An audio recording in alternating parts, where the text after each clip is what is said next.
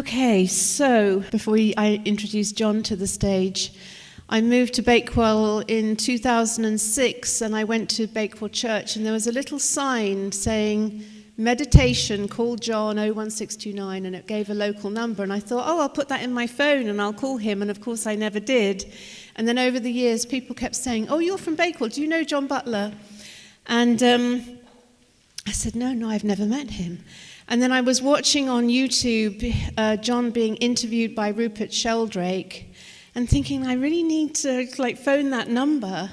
And then the next day, my dog took me on a strange route home from his daily walk through the churchyard, and who should be coming down the path but John? I'm like, John Butler!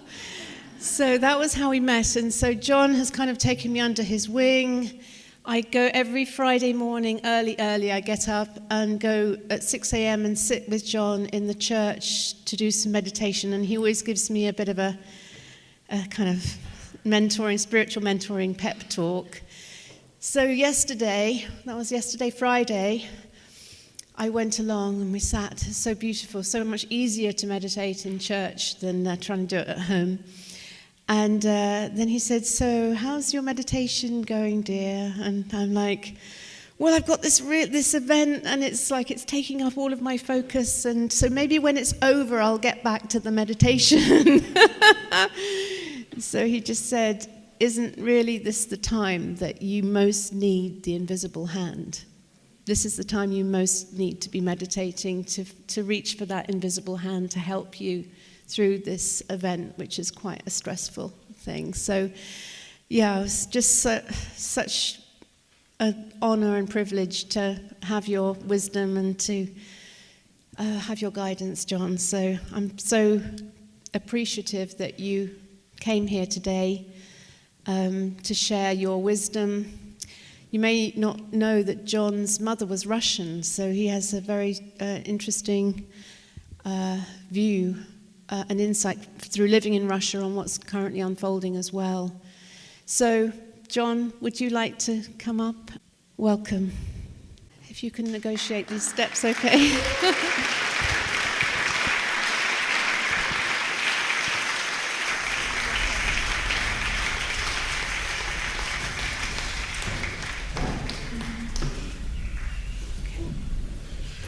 It says on that program, peace through meditation. These are not my words. I wouldn't have chosen them really myself. It seems rather odd really to think of peace through meditation. Why not just peace? Do we really need meditation to find peace?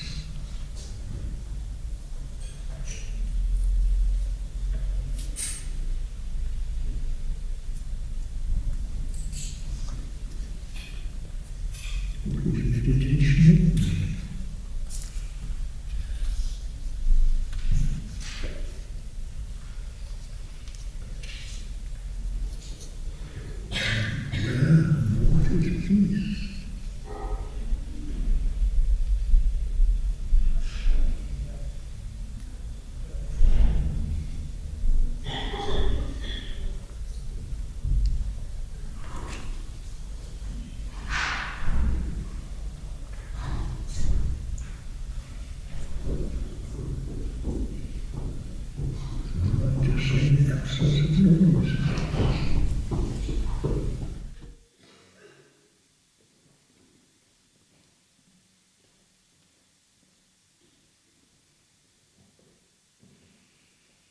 Interesting, isn't it, that someone can get up and walk out and you hear the footsteps on the floor, yet it all takes place within silence.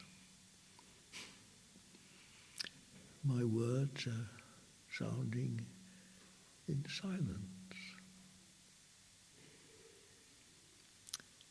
Your eyes are blinking in stillness, silence.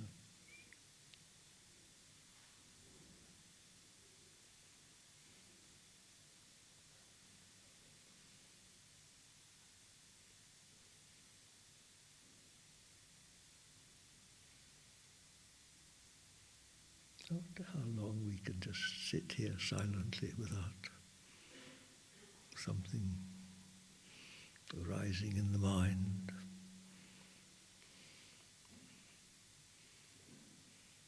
How many of you are comfortable sitting silently?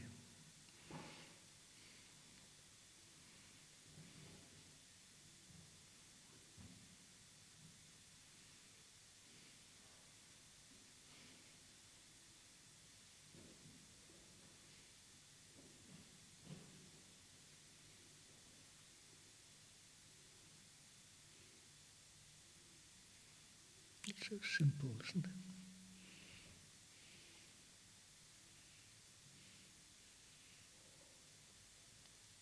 And if this room here is full of, well, what's it full of? Space. It's full of silence, isn't it? Into this silence we come and talk or play music or something and go, and the silence is ever present.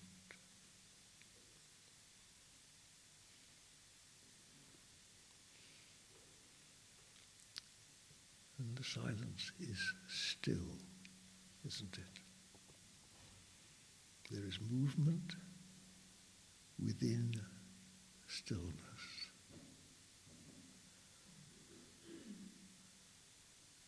And sound within silence.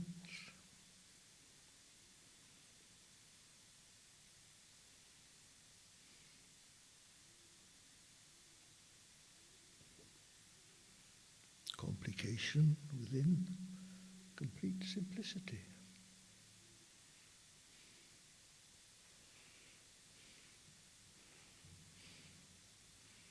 Chaos within peace.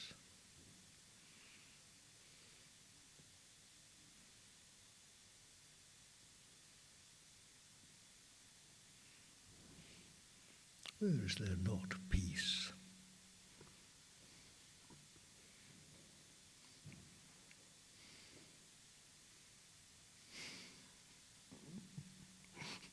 Almost too simple, isn't it?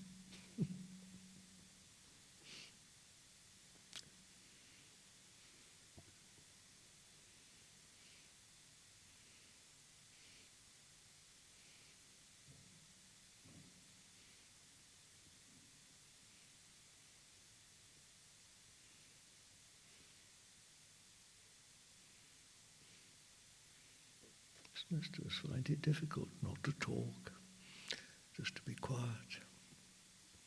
It's become such a habit, hasn't it? We're conditioned to talk, to do something, try to be something, put on some sort of an act. And yet it all takes place within this unchanging, still, silent. We could introduce another word, presence. Presence.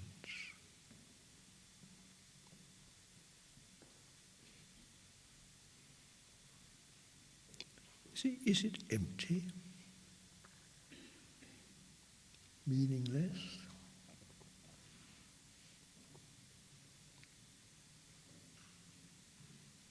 Or is it actually substantial and full of meaning? The most meaningful thing there is.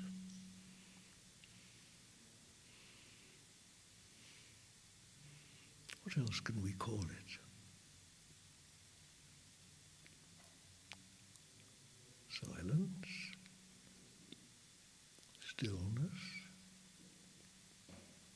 space, peace, presence.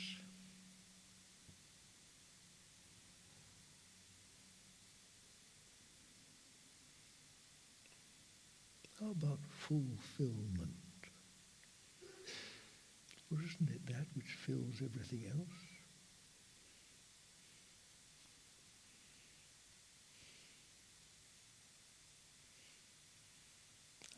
spirit.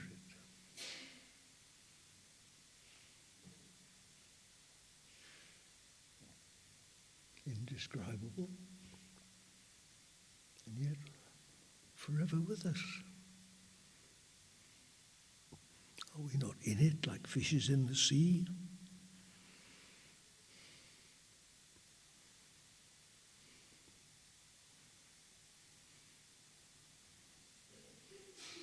Where would we be without it? The invisible background, the substance from which everything arises,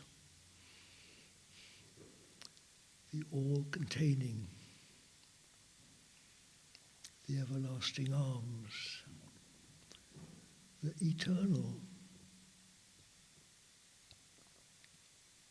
And how many are there of it? How many silences are there?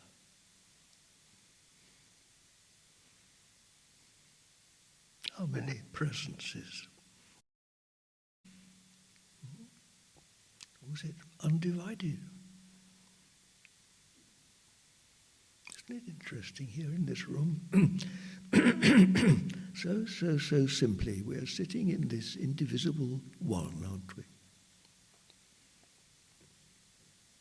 Which unites us much closer than anything we can say. If we all hugged each other, you can't get closer than all being in this, can we?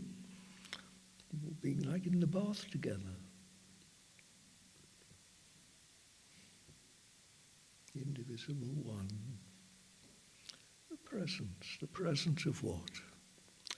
Let's stick our neck out, shall we, and say the presence of God.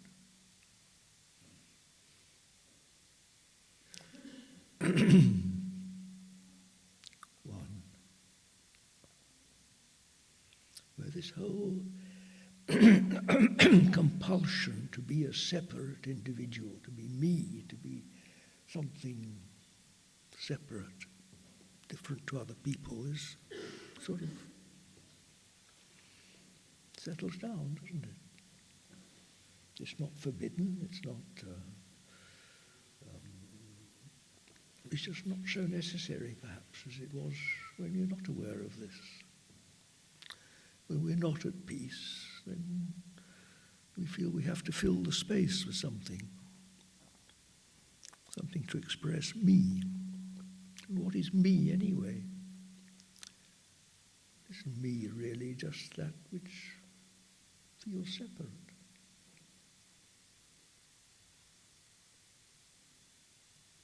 And where do problems arise? Are there any problems here? The only problem in this world is here, isn't it? In me.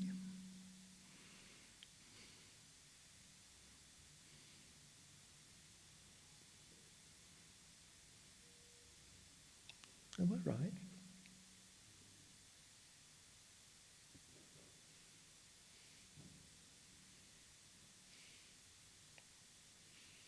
Well, so that's why I'm a little bit not too sure of the title of this talk, Peace Through Meditation. I suggest peace is even simpler. I don't think peace needs anything at all, does it, except just to stop talking.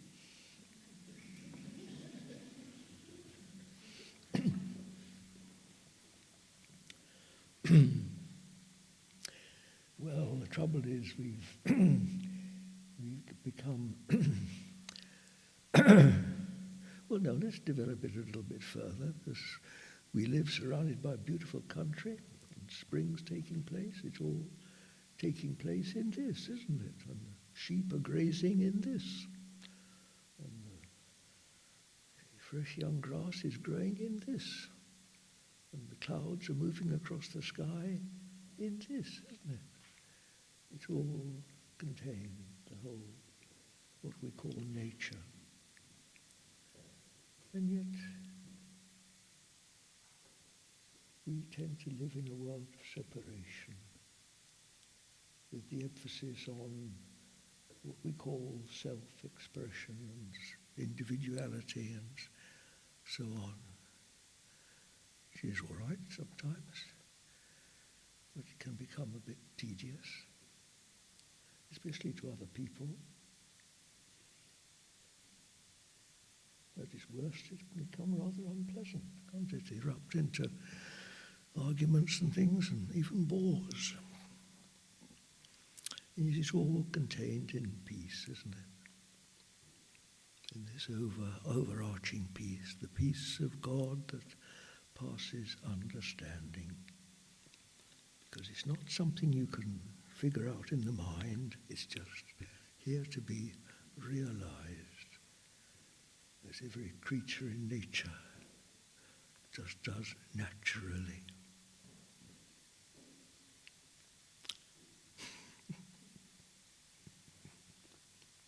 How can we ever be absent?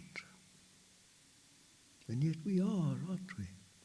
Isn't this the human condition, by and large, absent from the present? Hence our difficulties. Absence from the presence of God. And hence we are called to return, to reconnect. And how better can we reconnect than just being here and now? Feet on the floor, bottom on the chair. Listen and look. And instantly one is brought to this presence. And if we really look and listen with full attention, the mind will be quiet because your attention is given to what's in front of you. And there's no need for a lot of paraphernalia to bring it about. The connection is instantaneous, direct.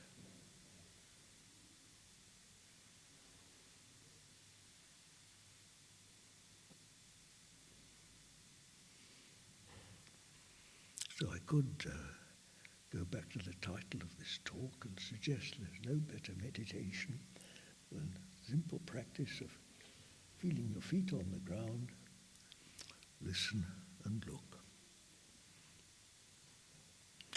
There you are, my dears. So much for all the clutter. Common sense. Use your common sense, boys and girls. Listen and look.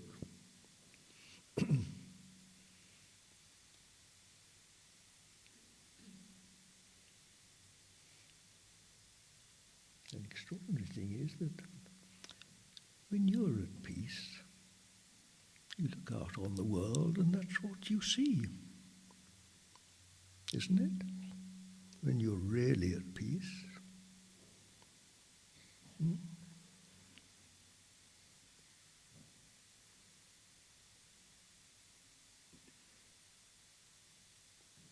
Because all the disturbance, such as it is contained within this greater peace, isn't it? The peace, as it were, smiles down, and like children playing in a sandpit, you see the world playing itself out in peace, in perfect peace. And just as every leaf in the autumn falls from the tree and falls into its perfect place, in the perfect order, determined by the wind and everything else, isn't every grain of dust on the floor perfect in its location, in its situation, in its fulfillment of the purpose? Isn't every blink of the eye, every hair of your head counted? Every thought in our minds partakers of this divine providence?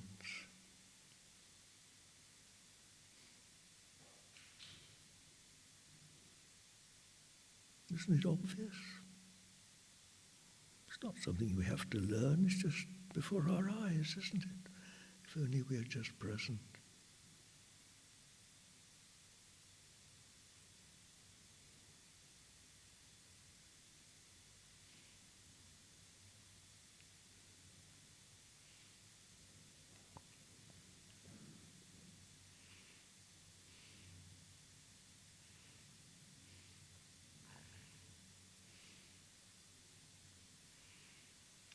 peace,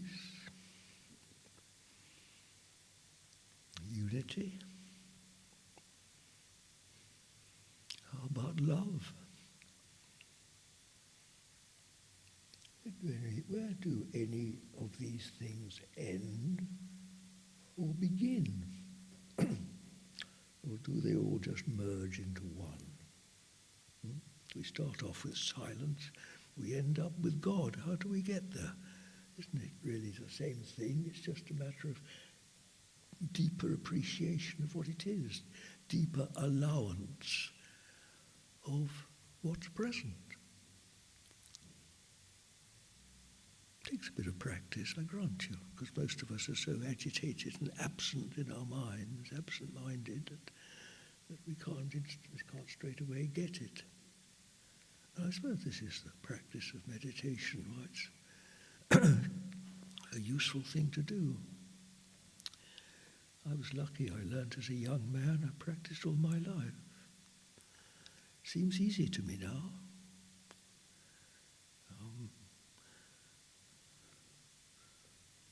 But usually when people start, a few minutes is as much as they can do.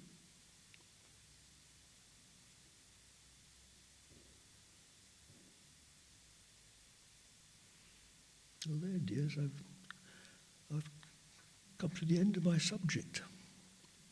What else can I say?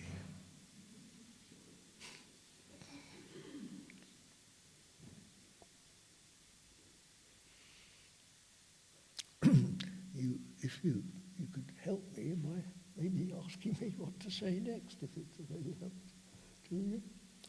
Or it's something I can elaborate on. Yes, dear. Yes, indeed. Well, it's a big subject here. In the next room, there's 2 volumes of a big book called Mystic Forbearance, in which I elaborate on that question. Oh, perhaps that gives me something to talk about. Forbearance. Nice old-fashioned word, isn't it? Perhaps very appropriate in the world today. Forbearance. Forbearance. Patience, forbearance. You see, I'm going to do this many times because we always, like a puppy, or a naughty puppy, we stray away, don't we? We won't walk at heel. And we need to constantly be recorded, feet on the ground. How many of you are still doing that? We've all forgotten it, haven't we? Listen and look. Come back, my dears. Keep coming back here. And then all that I say will just flow and you'll understand it. If you just try to think about it, you'll lose the thread. It's very, very practical. It's realization. It's not learning, it's realization, bringing into reality. Now look, come back to being present. Find this silence and the peace. Now this peace is universal, isn't it? It doesn't stop at the walls. It goes out, it embraces the whole town of Buxton, the whole countryside around, reaches up to the hills, beyond the hills, all the way to where you live. Where does it end, my dears? It goes all the way to Ukraine and embraces the whole world, doesn't it? It has no end. Now then. So whatever takes place in this world is actually in peace. Rather like your tummy can rumble. If you've got indigestion and it takes place in perfect peace, doesn't it? It's just a movement, it's just a natural phenomenon that takes place. Our legs can fidget and we can move around and it all takes place in perfect peace. And so it is. It's just a matter of extending to embrace more and more extreme conditions. Where does peace come from? Peace comes from peaceful people, people who are full of peace. It doesn't come from conferences and talking. It comes from peaceful people. Years and years ago, a long time ago, I also was in South America as a young man. I tried to make the world a better place. And after some success but a lot of failure, I was sitting on a mountainside one day, and a little voice seemed to say to me, "To make whole, be whole," which was far too big a pill for me to understand as a young man. But I've been trying to understand it all my life.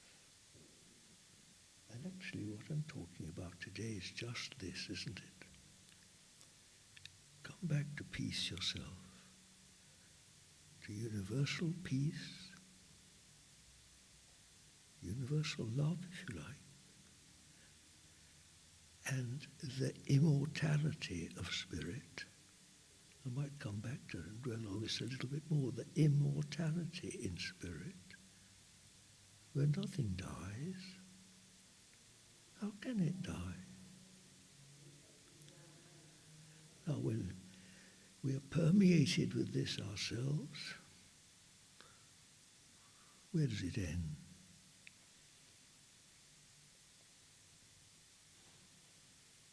And conversely, you see, if we're not in there, if you're in a state of negativity, a state of denial, a state of absence, then that goes out, doesn't it?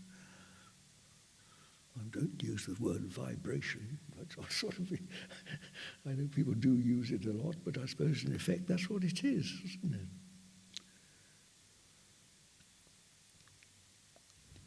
Radiation of some sort. But we don't really need to understand the detail, do we? The principle of it is as simple as pie.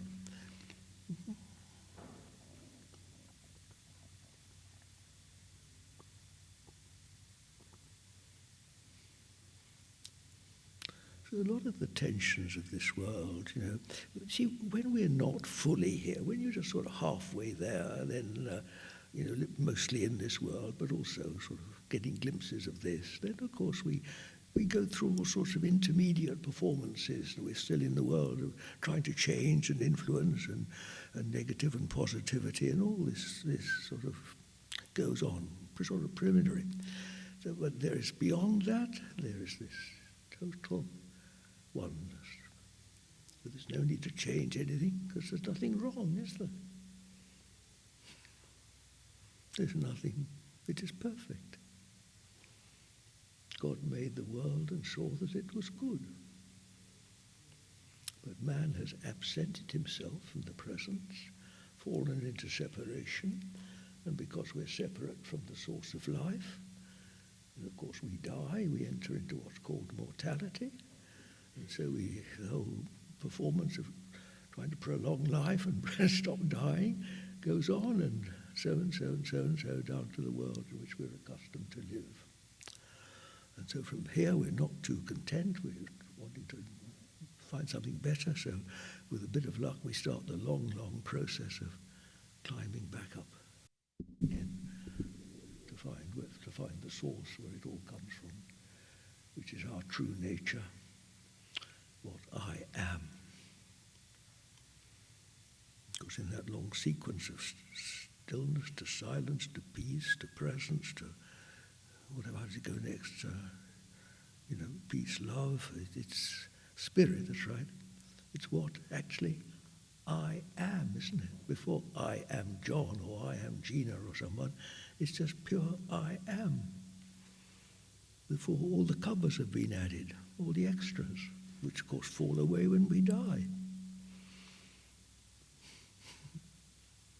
Those of you who've witnessed death know very well that something goes and something's left behind, and what's left behind goes into the grave, and something merges back, goes back home.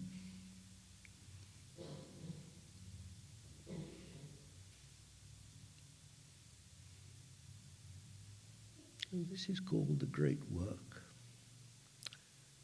The great work of finding our way home. First of all to peace, and then peace is the threshold of ever deeper adventures.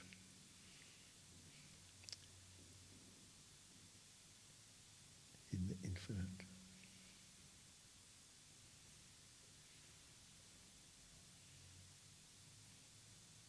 And it all starts here and now.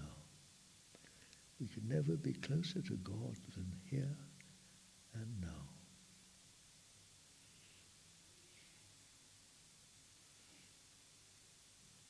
Can we?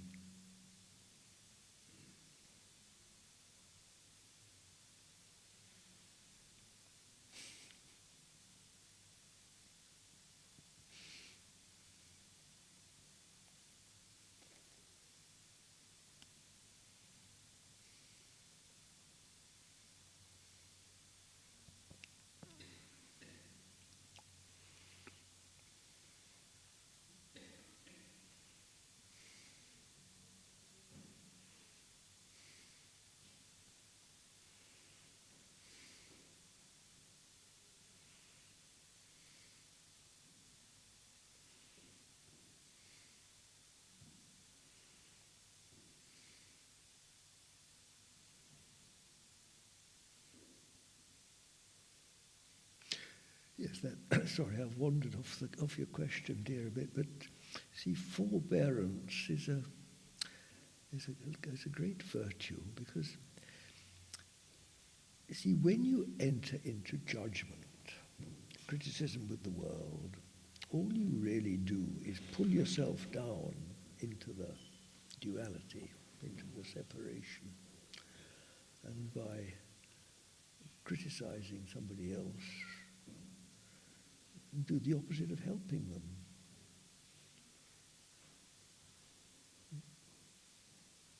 There's a much better judge than you and me.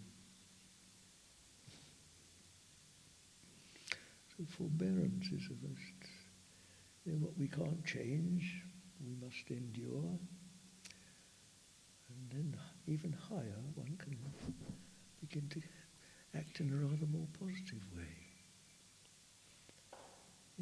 Instead of criticizing, you love your enemies, as Jesus tells us. There's nobody that's not lovable, really. It depends what's in our eye, isn't it? The impure eye, of course, will see impurity.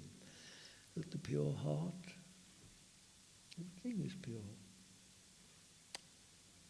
Blessed are the pure in heart, for they shall see God. Wherever you look.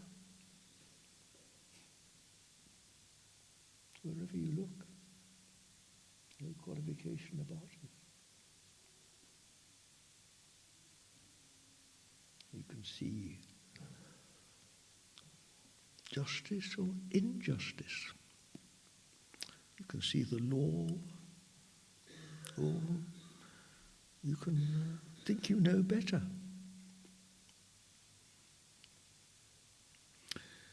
What happens when the body has a certain degree of poisoning? You've been doing bad things or something, or picked up infection or something, it bursts out in an ulcer or a boil or something, doesn't it? It's perfectly lawful. These things happen when the body reaches a point of discomfort with itself. So it is with the world, dear. And so things arise in the world that people don't like. Nothing happens without a reason. But the one thing one can be perfectly safe in saying, that the trouble always starts with me. You see, because the first person who absents himself from the presence of the Father, if you like, the Heavenly Father, is me. And that's the first step in the slippery slope of judging others, seeing bad and right and wrong, and the whole issues of what's called duality or separation, which lies at the root of human troubles. And those of you that are lucky enough to have an effective way of meditation probably know as well as I do that when you can let that go and so like a balloon rise up into this space, which you can't describe because it's beyond description, And my dear, all that aggro goes out of it, doesn't it? And you even forget you've got a body. You begin to discover what might be meant by the kingdom of God. No sorrow, no sighing, and most certainly no death.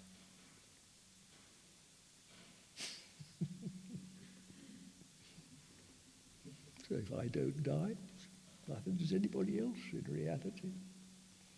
It's not as real as we think. It's simply a result of absence.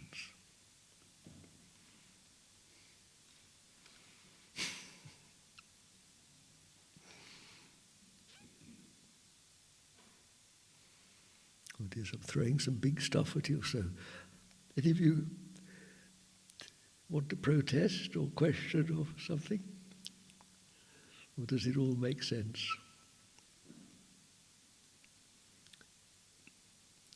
Is it actually quite realizable and simple and common sense, really? If only we are present.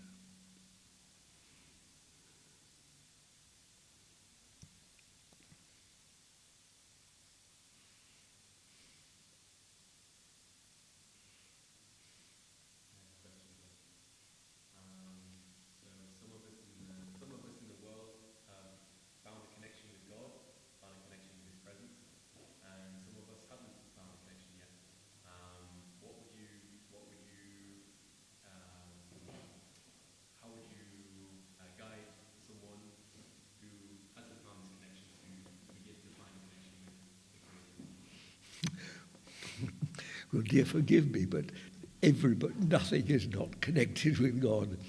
Every ant, every blade of grass is, otherwise it wouldn't exist. but we don't all realize it.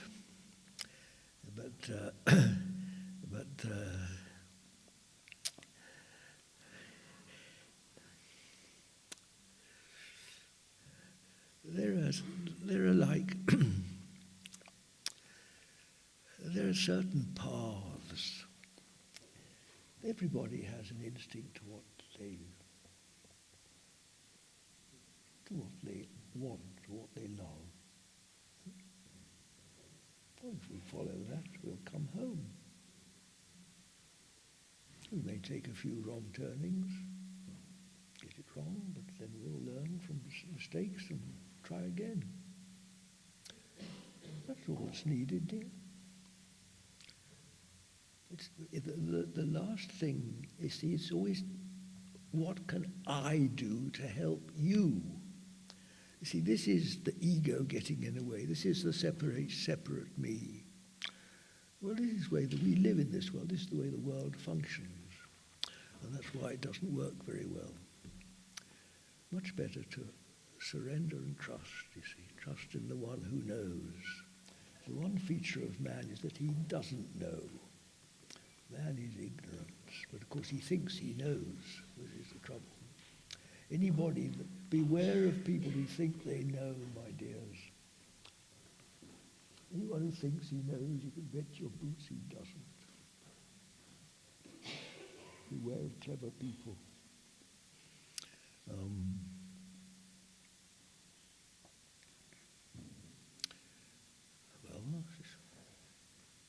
yes, everybody wants love, don't they? To love and be loved is the universal cry, isn't it? And we start off by loving the football team or beer or something. Well, it's okay. And then might go on to something else.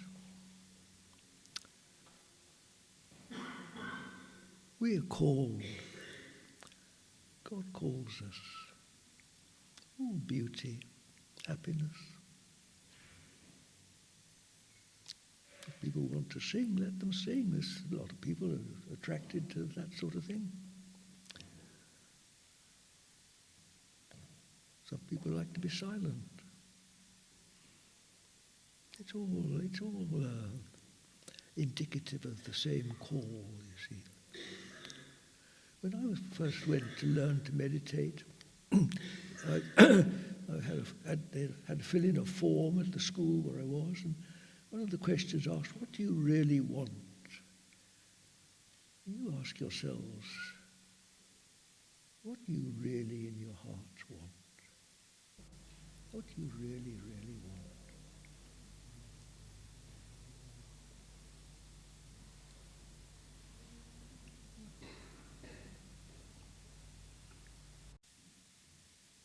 Well, you just follow. Follow it. A lot of people say peace. Peace or love, freedom.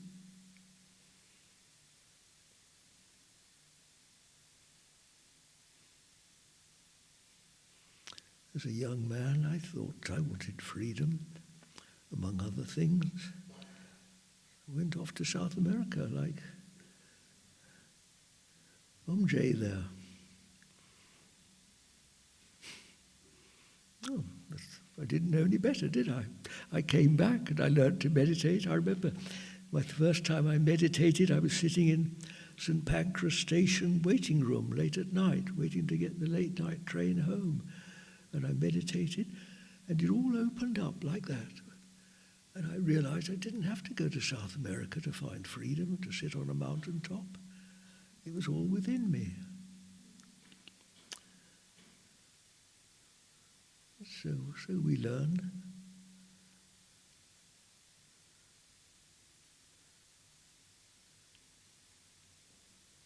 Now I don't have to go and separate myself from this difficult world to find peace. In the middle of the marketplace, I'm perfectly happy, in perfect stillness, perfect peace. I can listen to the news on the radio and in perfect peace. I can hear of someone dying, and inwardly I know perfectly well that in presence no one dies at all.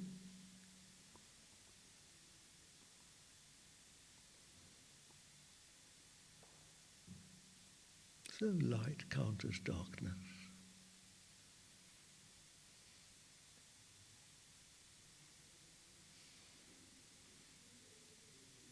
The powers of dark are only dark until the light shines. When you see the light, there is no more darkness. You say, is there?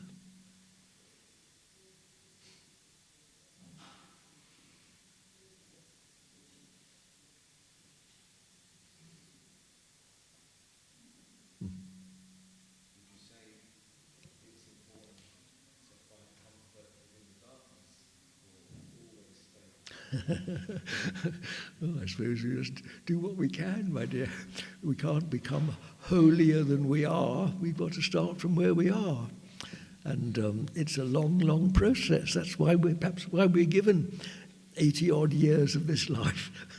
Because it's like being in school. You can't pass through all the classes in school until you're ready. You've got to graduate from each class and take your exams.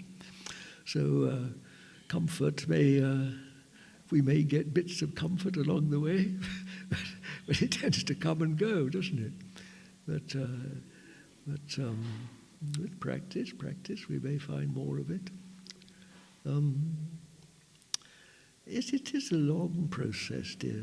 We can't grow up before we're ready. We're all little children. I'm still a little child, dear. Still in infant school, in preparatory school.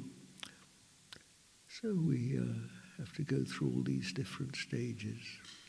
I know it's ever so easy. When we're young, we read books and things and pick up these words like, spirit and the kingdom of God. Well, God itself, we talk about God like fish and chips, don't we? But nobody actually knows what God is, do they?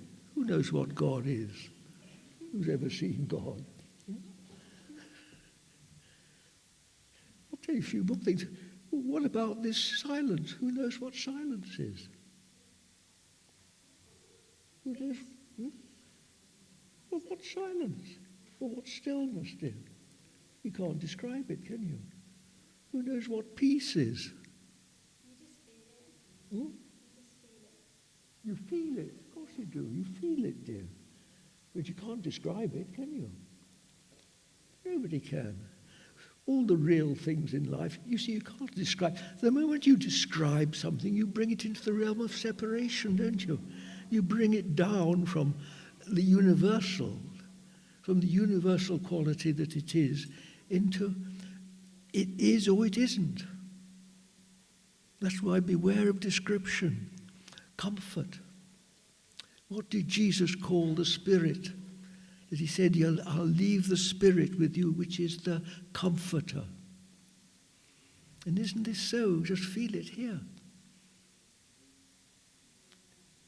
Whatever fools we make of ourselves in this performance, if we can reconnect with this, immediately there's a comfort, isn't there?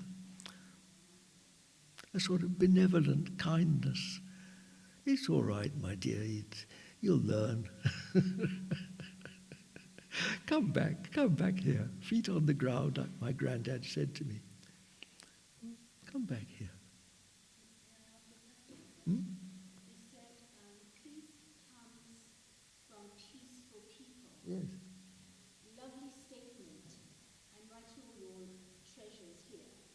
And I'm thinking about peace coming from peaceful people, peaceful minds. Yes. However, the world is constantly at war. Yes. And we have war even in our relationships. Yes, yes, yes, darling, yes. So if peace comes from peaceful people, Yes. we have to have the peace in us first. Very true. Difficult practice. Well, sweetie, perhaps I shouldn't have said people, because actually peace comes from the peaceful. Let me just stop the sentence there, because actually peace is everywhere, isn't it? Peace of the hills, peace in the atmosphere. This room is full of peace, isn't it? It doesn't have to be people, but of course we're so people-orientated, we tend to think this way. So peace comes from the peaceful, which is the universe. And if any of us are lucky enough to have accumulated some in our hearts, well, that's a bonus. Well, darling, look, think of a balance, dear. Bad on one side and good on the other, or peace on one side and the opposite of peace on the other. You've got to keep on building the balance, and when you've got more peace in you than disturbance, and then keep on building it, and then gradually the balance will tip. But until that happens, then of course you'll be, if you're of a restless temperament, you'll be agitated and restless. But that might give you the motive to try and practice peace then. It might just be a matter of going out in the park or taking the dog for a walk.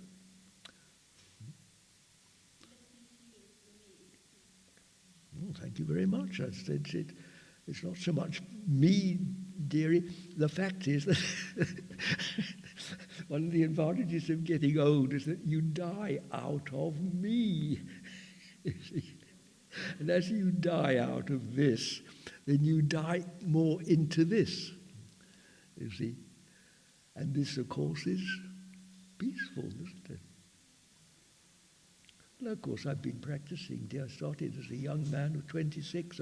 Nearly 60 years I've practiced meditation, and that helps. Because it's rather similar to dying with meditation. Because when you meditate, those of you that don't know much about it, you really just let go.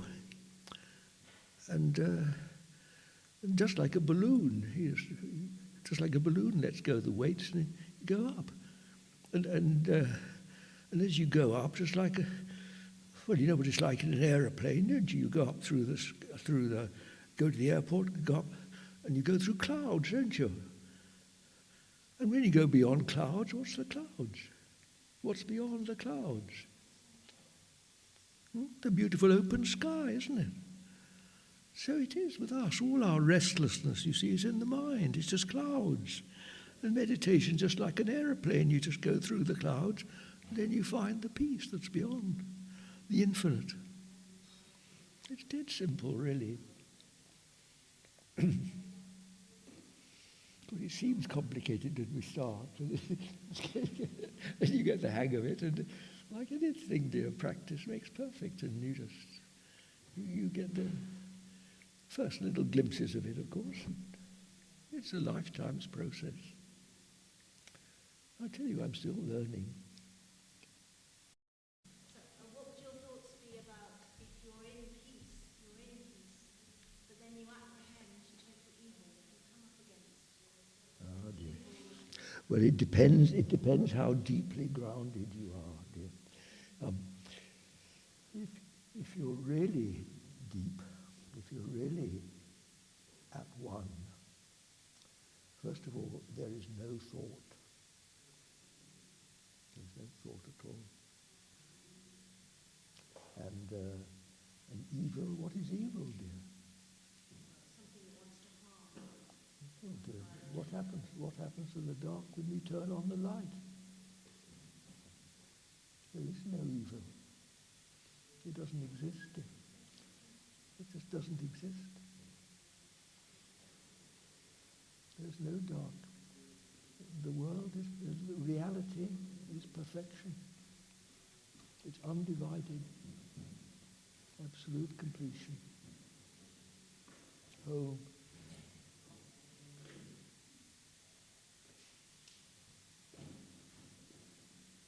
you can even just feel it here. But you see, we don't want to. We hang on, but, what about evil, you see? And so we hang on. It takes a lot of work and determination, dear, to gradually let go. The only evil, dear, is held in here. It's the negative feelings in our own minds. And this is the work to overcome. Yes, I know I could sort of chatter away in a jocular fashion. Ha, ha, ha, there is no evil. But I assure you, for most of us, most of our life, we're very much in the dark. This is what, if you're religious, is called sin. This is the absence from the presence of God, absence from paradise, which is man's original state.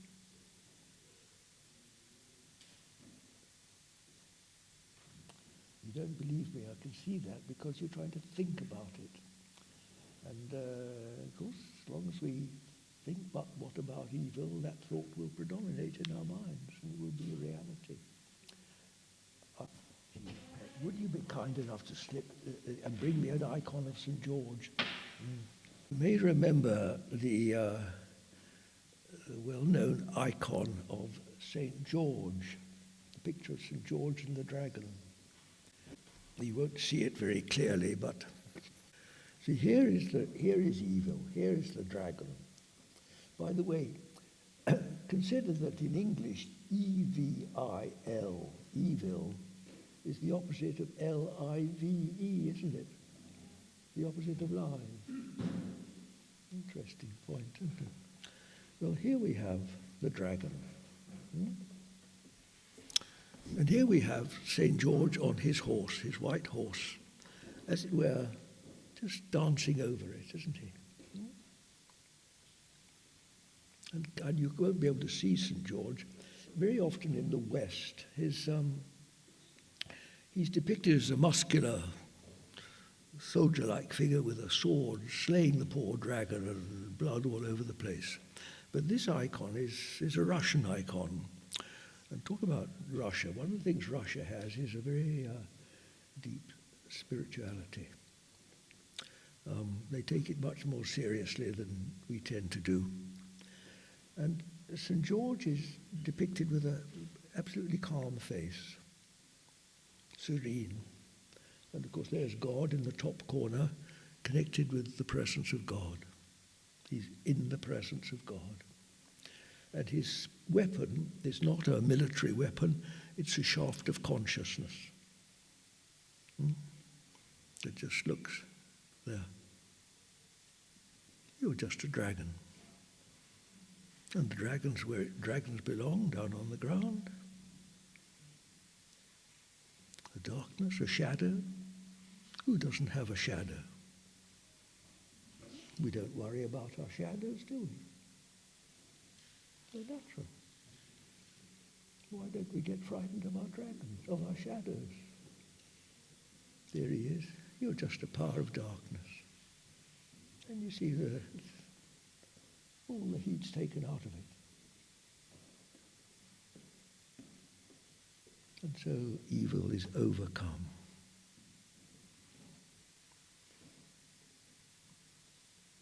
Remember the words of Jesus from the Sermon on the Mount, resist not evil.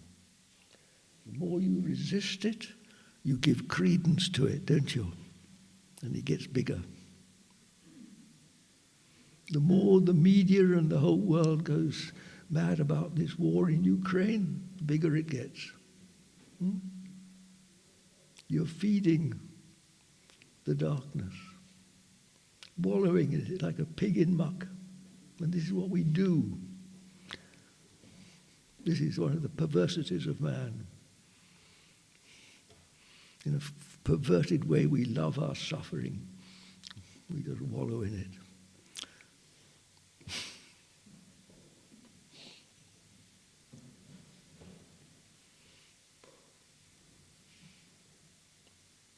Can I ask a question related to that? So obviously, we're all here, we care, we want to bring more peace into the world. We understand that that comes from us being that peace and accessing it. We also know that there are horrible things happening to people at this very moment. And without energising it, I'm with you 100%, we don't want to focus on the horrors.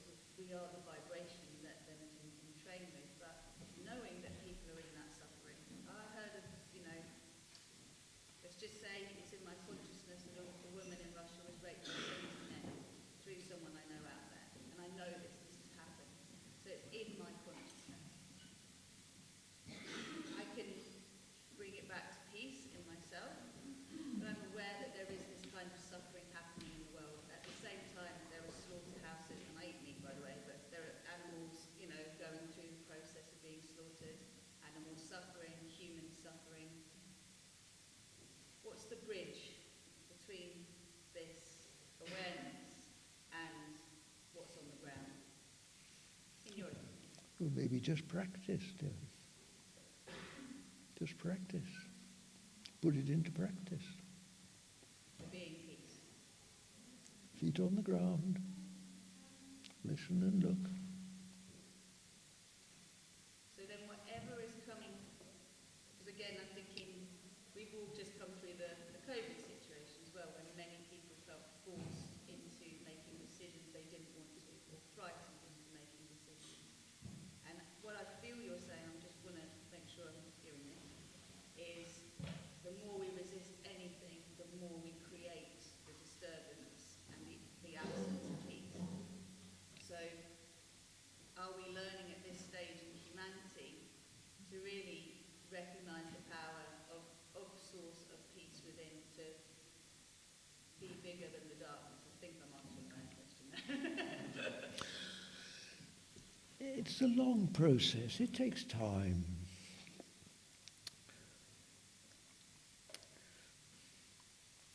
Some of you may know I was a farmer. That's been my job through my active years.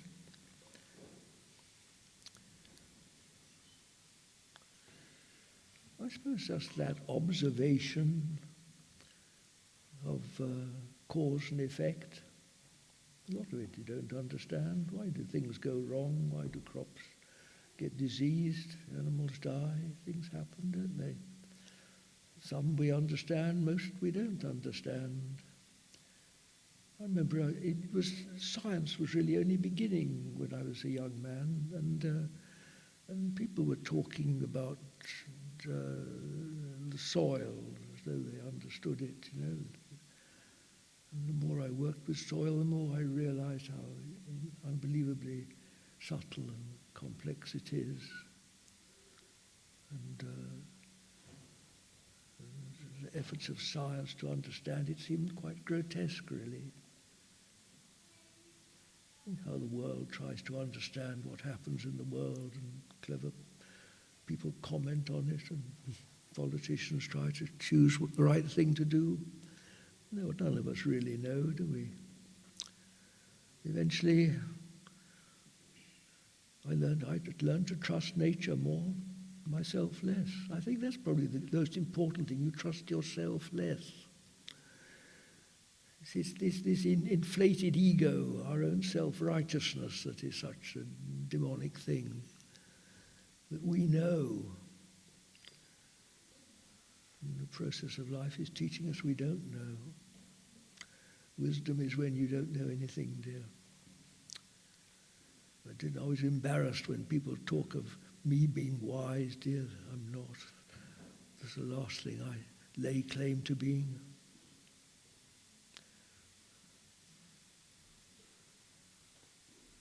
Yes, I'm very suspicious of knowing. It's much safer not to know. And here brings me on to another very important point, is humility. There's nothing more important in this world than to be humble. And that puts you in the right place, you see, in this question that you're asking. Approach life with a humble,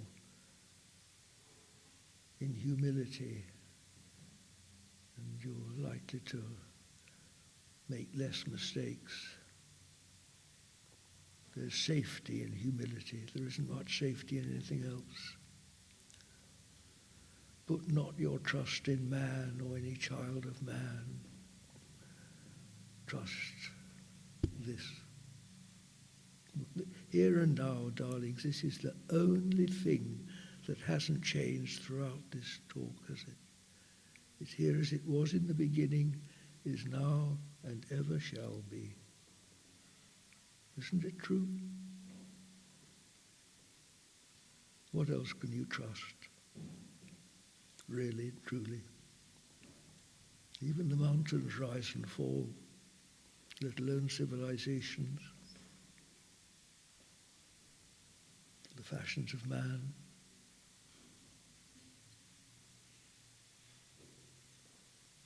And you know, when you're humble, just coming back here, feet on the ground,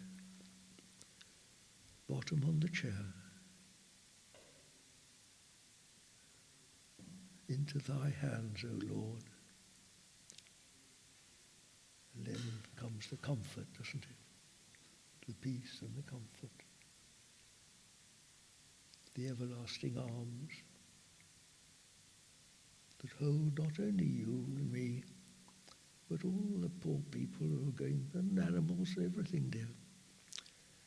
Every blade of grass trampled on by clumsy feet is held in this unshakable, unchangeable love of God.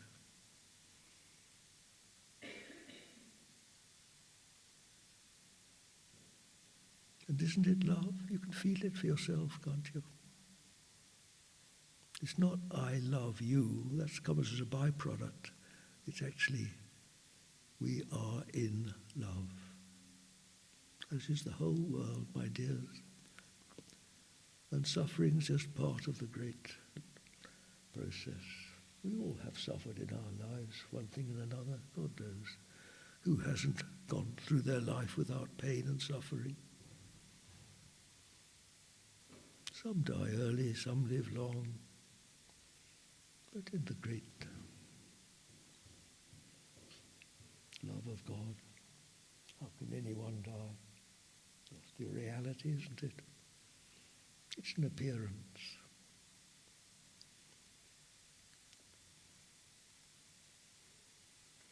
It's peace.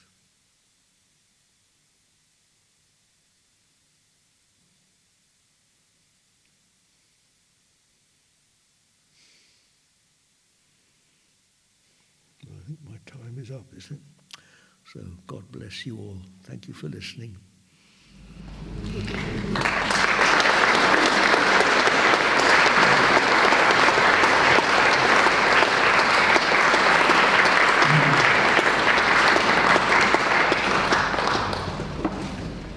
Thank you so much, John, for really just place of stillness at the centre. And apologies for calling your talk Peace Through Meditation without asking you first. So yeah, it's always so calming just to be in the presence, and just really appreciate the wisdom. It is, I feel it is wisdom, just to keep coming back to that place of stillness and non-judgment and connection to all that is. So thank you. So John has brought a whole supply of this book, Spiritual Unfoldment, which is tasters from all of his other books. He's got a whole set of books which were far too difficult to carry, so they're all, one of each is on display, and you can order them, have a look at them and order them. But there is a copy for everyone of this book, and if you'd like to make a conscious contribution of £5 in return for this book, and John will sign it for you. And in here is little snippets from all of the other books, but you can order them if you wish. So thank you, John. And